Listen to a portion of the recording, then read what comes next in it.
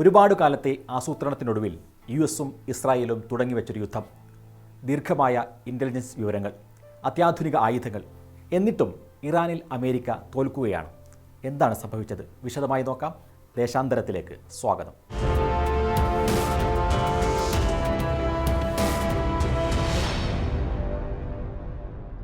ഫെബ്രുവരി 28 രാവിലെ ഉന്നത ഉദ്യോഗസ്ഥരുമായി ആയത്തുള്ള അലി ഖാംനായി കൂടിക്കാഴ്ച നടത്തുന്നു എന്ന രഹസ്യ വിവരത്തെ തുടർന്നാണ് ഇസ്രായേലും അമേരിക്കയും അവിടെ ബോംബുകളിട്ടത്. ഈ ആക്രമണം വിജയിച്ചാൽ ഉണ്ടാകുന്ന ഭരണശൂന്യത നികത്താൻ അമേരിക്കയുമായി സഹകരിക്കാൻ തയ്യാറുള്ള രണ്ടാം നിര നേതാക്കളെ അധികാരത്തിൽ ഏറ്റാം എന്നായിരുന്നു ട്രംപിൻ്റെ കണക്കുകൂട്ടൽ. ഇറാനിൽ ഉടനീളം നടത്തിയ ആദ്യ ആക്രമണത്തിൽ ഖാംനായിയും മറ്റ് ഉന്നത ഉദ്യോഗസ്ഥരും കൊല്ലപ്പെട്ടു. എന്നാൽ ആ ആക്രമണത്തോടെ അമേരിക്കയ്ക്ക് മുമ്പിൽ പുതിയൊരു പ്രതിസന്ധി രൂപപ്പെട്ടു.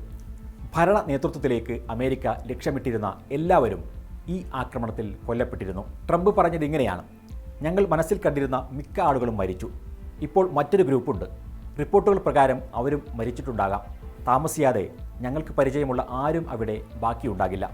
ട്രംപ് മനസ്സിൽ കണ്ടത് ആഴ്ചകൾ മാത്രം നീണ്ടു നിൽക്കുന്ന സൈനിക നീക്കമായിരുന്നു. പക്ഷേ ഇപ്പോഴത് അമേരിക്കയുടെ നിയന്ത്രണത്തിനും അപ്പുറമുള്ള ഒരു തുറന്ന യുദ്ധമായി മാറിയിരിക്കുകയാണ്.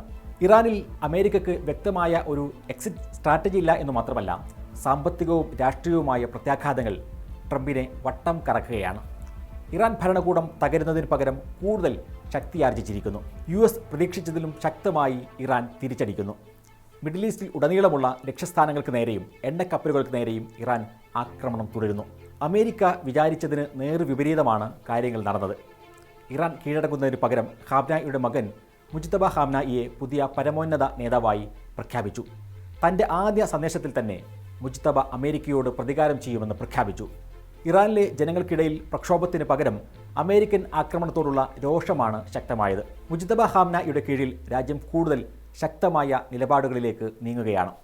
ഉത്തര കൊറിയയെപ്പോലെ ആണവായുധം ഉണ്ടെങ്കിൽ മാത്രമേ അമേരിക്കയെപ്പോലെയുള്ള ശക്തികളെ തടയാനാകൂ എന്ന് ഇറാൻ്റെ പുതിയ നേതൃത്വം വിശ്വസിക്കുന്നു.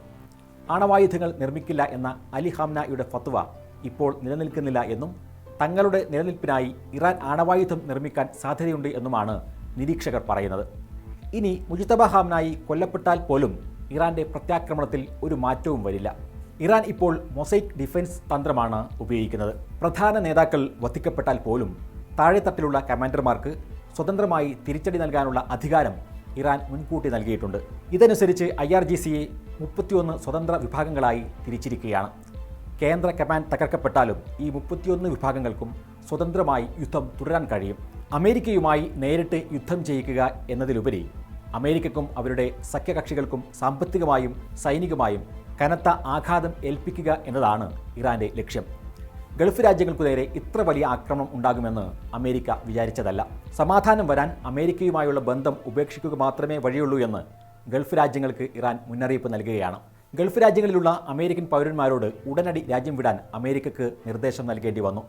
കുവൈത്തിലെ അമേരിക്കൻ എംബസി താൽക്കാലികമായി അടച്ചു. ഖാംനായിയെ വധിച്ചതുപോലെ അമേരിക്കയുടെ മറ്റൊരു അബദ്ധമായിരുന്നു ഖാർക്ക് ദ്വീപിന് നേരെയുള്ള ആക്രമണം. ഹോർമുസ് കടലിടുക്ക് വഴിയുള്ള എണ്ണ നീക്കം ഇറാൻ തടസ്സപ്പെടുത്തിയത് ആഗോള ഊർജ്ജ പ്രതിസന്ധിക്ക് വലിയ കാരണമായിരിക്കുന്നു. അമേരിക്കയിൽ പെട്രോൾ വില ഗണ്യമായി വർദ്ധിക്കുകയാണ്. എണ്ണവില ബാരലിന് $100 അടുത്തെത്തി. ഇത് ട്രംപ് ഭരണകൂടത്തിന് വലിയ രാഷ്ട്രീയ വെല്ലുവിളിയായി. ഹോർമുസ് കടലിടുക്ക് വഴിയുള്ള കപ്പൽ യാത്ര സുരക്ഷിതമാക്കാൻ അമേരിക്കൻ നാവികസേനയെ ഉപയോഗിക്കുമെന്ന് ട്രംപ് പറഞ്ഞുവെങ്കിലും നിലവിൽ സാഹചര്യം അതിന് അനുകൂലമല്ല. അതിന് പുറമെയാണ് ഇറാൻ്റെ എണ്ണക്കയറ്റുമതിയുടെ പ്രധാന കേന്ദ്രമായ ഖാർക്ക് ദ്വീപിന് നേരെ അമേരിക്കൻ ബോംബാക്രമണം ഉണ്ടായത്. സ്ഥിതിഗതികൾ ഇത് കൂടുതൽ വഷളാക്കി. ഖാർക്ക് തകരുക എന്നത് ഇറാൻ തകരുക എന്നു കൂടിയാണ് അർത്ഥം. പിന്നെ ഇറാന് ഒന്നും നോക്കാതെ തിരിച്ചടിക്കാം. യുദ്ധം എത്ര നാൾ നീണ്ടുനിൽക്കും എന്ന കാര്യത്തിൽ ട്രംപിൻ്റെ ഉന്നത ഉദ്യോഗസ്ഥർക്കും കൃത്യമായ ധാരണയില്ല. സ്റ്റേറ്റ് സെക്രട്ടറി മാർക്കോ റൂബിയോ ഇതിന് ഒരു സമയപരിധി നിശ്ചയിക്കാൻ കഴിയില്ല എന്ന് പറഞ്ഞപ്പോൾ 4 മുതൽ 6 ആഴ്ചയ്ക്കുള്ളിൽ എല്ലാം തീരും എന്നാണ് ട്രംപ് അവകാശപ്പെട്ടത്. യുദ്ധം എപ്പോൾ അവസാനിക്കുമെന്ന് ഫോക്സ് ന്യൂസ് റേഡിയോ അഭിമുഖത്തിൽ ചോദിച്ചപ്പോൾ ട്രംപ് മറുപടി നൽകിയത് ഇങ്ങനെയായിരുന്നു: എനിക്ക് എപ്പോൾ തോന്നുന്നുവോ അപ്പോൾ, എൻ്റെ ഉള്ളിൽ നിന്ന് അതെനിക്ക് തോന്നണം എന്ന്. യഥാർത്ഥത്തിൽ ട്രംപിന് തോന്നലുകൾ ഉണ്ടാക്കുന്നത് ഇസ്രായേൽ പ്രധാനമന്ത്രി ബെന്യാമിൻ നെതന്യാഹുവാണ്. ഗ്രേറ്റർ ഇസ്രായേൽ എന്ന ലക്ഷ്യത്തോടെയാണ് നെതന്യാഹു മുന്നോട്ട് പോകുന്നത്. അവർക്ക് ലബനാനും വെസ്റ്റ് ബാങ്കും പിടിച്ചെടുക്കാനും ഇറാൻ്റെ ഭരണകൂടത്തെ മാറ്റാനും ലക്ഷ്യമുണ്ട്. അതിന് അമേരിക്ക നൽകേണ്ടി വരുന്ന വില എന്താകും എന്നതാണ് ചോദ്യം.